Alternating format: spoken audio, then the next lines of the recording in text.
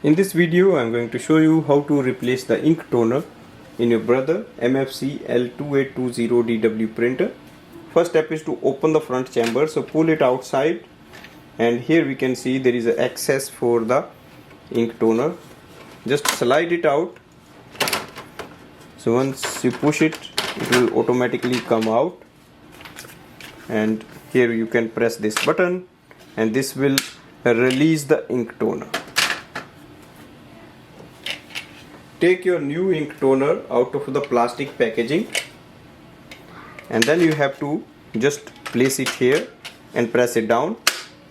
Once you hear a lock sound from this side, that means it is installed properly.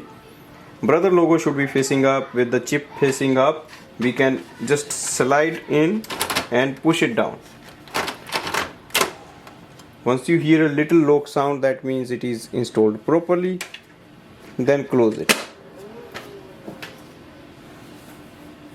Now you can start using it. Thanks for watching.